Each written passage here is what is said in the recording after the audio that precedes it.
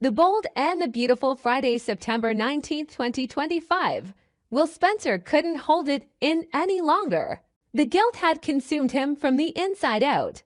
The pressure, the lies, the spiraling consequences, it had all reached a boiling point.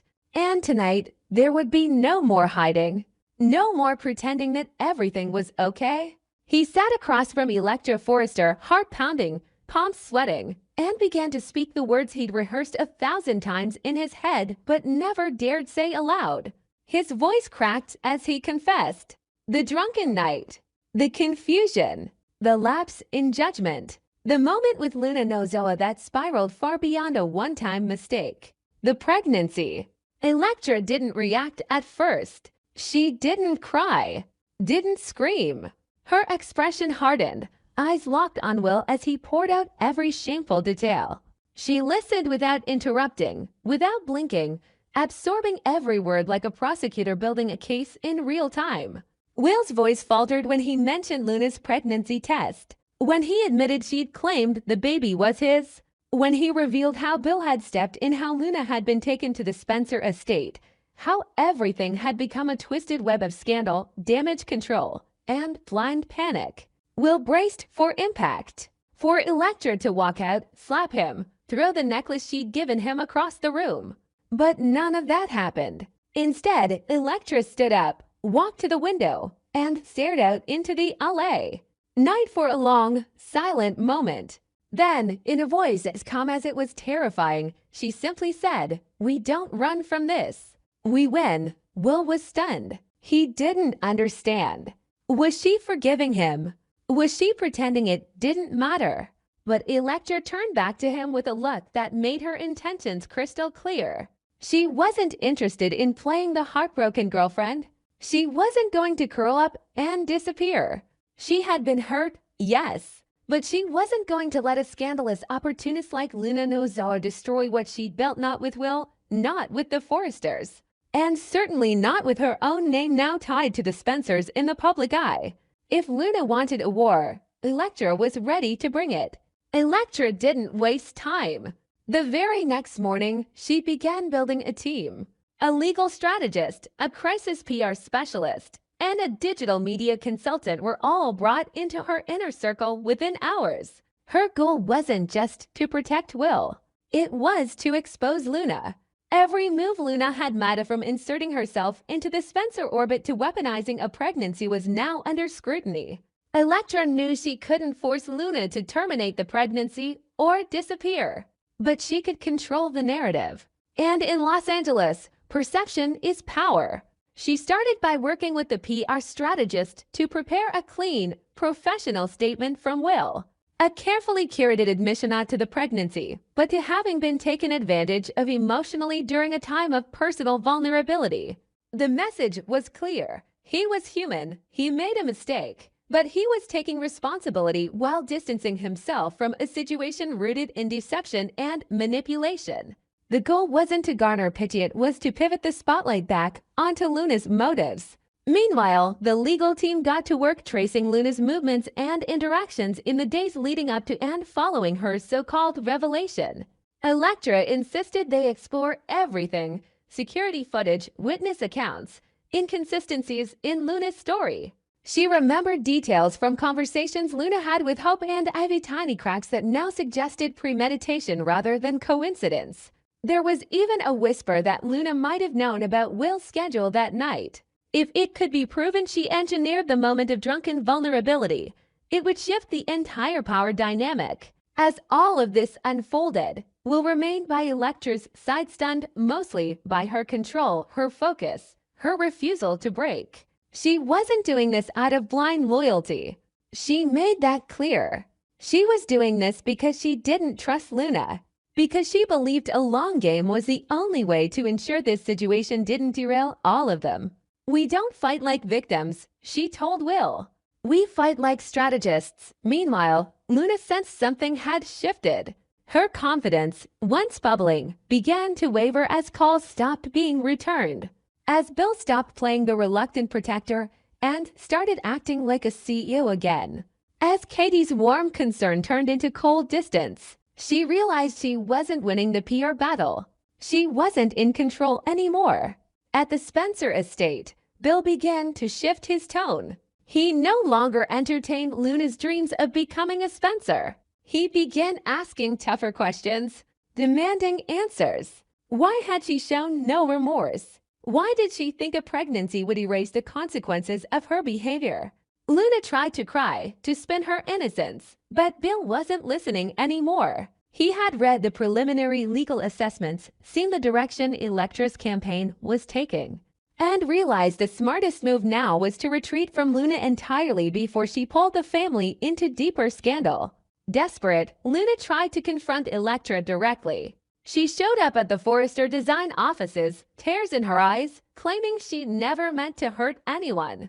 That the baby was a gift, not a weapon. That Will still cared for her.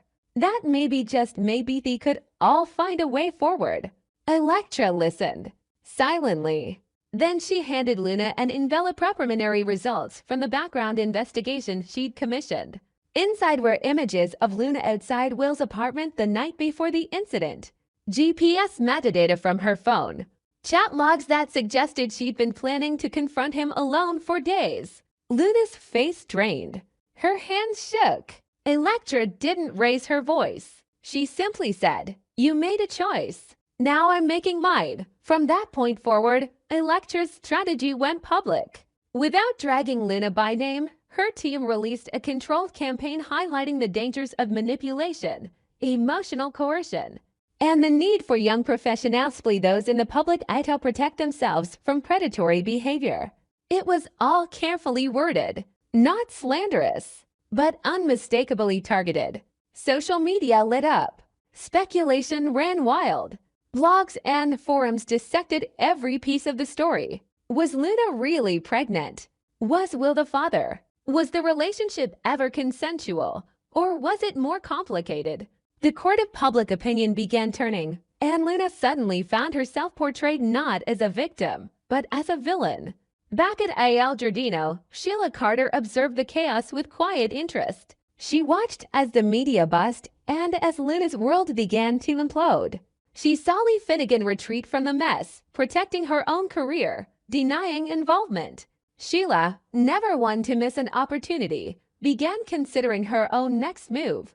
There was an opening now Luna had created, and if played correctly, Sheila could use this scandal to pivot herself back into relevance. Meanwhile, Will and Electra continued their delicate dance. She didn't offer full forgiveness. Not yet. But she kept him close. She didn't let the past break them. She leveraged it. And over time, something unspoken between them began to rebuild not just trust, but mutual purpose. They weren't the same couple they were before. They were sharper now, smarter, more dangerous. By the end of the week, the Spencer family had begun to quietly distance themselves from Luna entirely. Will agreed to take a paternity test once the pregnancy advanced far enough. Until then, he remained silent publicly but resolute privately. He would not be manipulated again.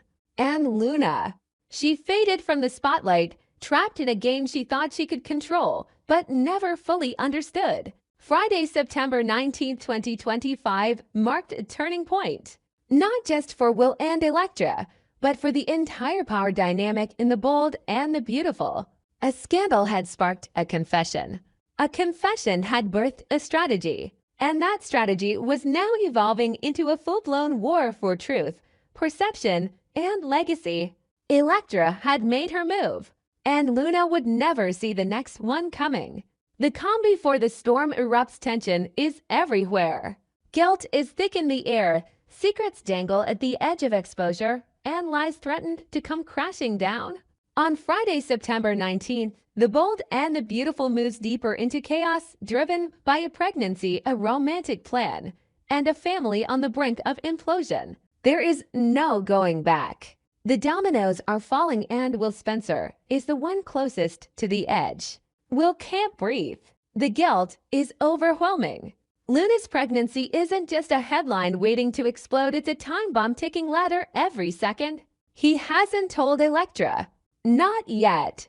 And the longer he waits, the worse it gets. He paces through his apartment, mind racing. He remembers the night clearly now. The alcohol, the confusion, the mistake. A mistake that may have just created a life. A mistake that Luna now clings to like a lottery ticket to power and protection. While Will drowns in guilt, Electra Forrester floats above the wreckage, completely unaware of the storm brewing beneath her feet. She's focused on love, on building a future, on creating a perfect evening for the man she believes is hers body, heart, and soul. She's designed a necklace for Will. Not just a gift, but a statement. To her, it symbolizes trust, permanence, the first real step toward forever. She's told Hope. She's told Ivy. She's rehearsed her speech. Electra is all in and completely blind.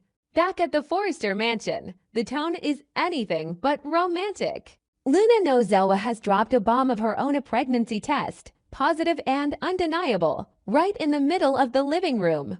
The moment is surreal. The room goes still.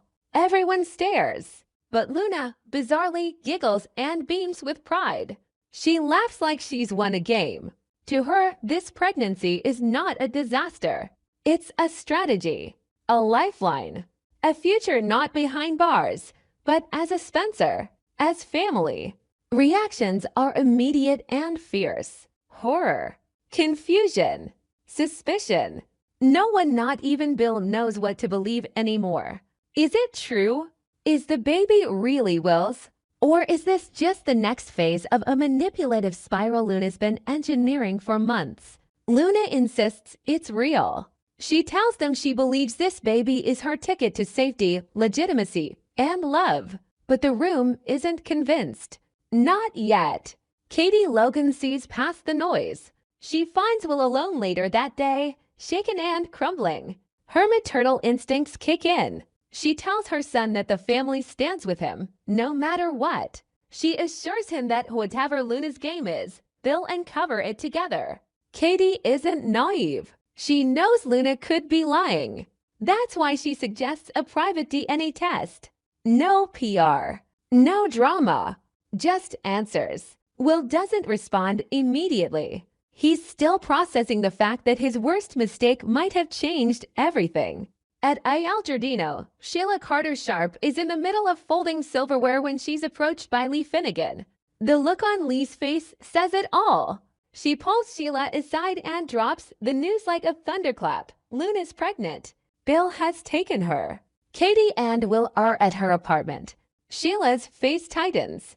The wheels in her mind turn fast. She knows this changes everything, not just for Luna, but for her, for Lee, for Deacon, for everyone. Lee doesn't hold back. She tells Sheila everything. The test, the panic, the way Luna acted like it was a victory, not a consequence. She reveals that she's worried the medical board will come for her license if the truth gets out, the truth about how long Luna has been unstable, about how she ended up in this spiral. Sheila listens carefully, absorbing every word. She knows this pregnancy, real or fake, is the pivot point. If Luna's telling the truth, Sheila may lose Deacon forever. If Luna's lying and gets away with it, Lee's career could burn. But if Sheila plays this right, she can steer the outcome, protect herself, maybe even rebuild something from the ashes. Back at the Spencer estate, the drama is intensifying. Bill paces the floors like a general at war. He doesn't trust Luna, but he also doesn't want scandal. He's trying to control a wildfire with one hand while shielding Will with the other. He demands answers from Luna, but all she gives him are reassurances and sweet smiles. She wants to be a Spencer. She wants to stay. She wants her baby to grow up rich, safe, and powerful. In her eyes, this baby isn't a mistake, it's her inheritance. Luna doesn't see the danger. Or maybe she doesn't care. She's so locked into her fantasy of becoming part of the Spencer dynasty that she's blind to the fact that Bill is running out of patience. He tells her there will be tests, proof, and if she's lying, if she's playing them, he will destroy her. As night falls, the stage is set for disaster. Electra lights candles in her apartment. She lays out the necklace. She picks the right wine. She fixes her hair with trembling hands and hopeful eyes. She doesn't know that Will has been staring at his reflection for 20 minutes, trying to work up the courage to tell her the truth. But this is a soap opera. And in The Bold and the Beautiful, timing is never kind. Will arrives late. He's jumpy, distant. Electra senses it immediately, but pushes through. She puts the necklace in his hands. She tells him about trust, about love, about how lucky she feels to have him. And with every word she says, Will feels himself breaking. The weight of what he hasn't told her is crushing. The pregnancy, Luna, the night he barely remembers, the consequences that might change their future forever. He opens his mouth. He tries. But then Electra kisses him, full of hope and heat. She whispers that she wants to be close tonight. She wants to move forward. And suddenly, Will caves. He tells himself it's not the right time, that she deserves a perfect night, that maybe tomorrow he'll tell her. Maybe tomorrow the truth will land softer. But tomorrow doesn't wait. Because while Will is wrapped in Electra's arms, Luna is planning her next move. And at Il Giardino, Sheila is already pulling strings. The test results will come. The truth will come. And when it does, there will be no hiding. Not for Will. Not for Luna. Not for anyone. As the episode closes, everyone is on the edge of their own cliff. Katie watches the apartment from the window, worried about her son.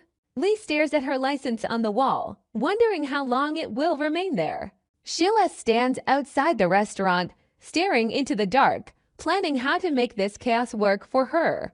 Luna lies in bed, smiling, her hand on her stomach. Whether it's genuine joy or cold calculation, no one can tell. And Electra. She sleeps beside the man she thinks is her future, unaware that the truth is about to blow it all apart. The Bold and the Beautiful is no longer just about fashion. It's about survival. It's about lies buried deep and secrets growing inside wombs and hearts and families. And Friday's episode is only the beginning, because soon the tests will be back. And when they are, someone will pay the price.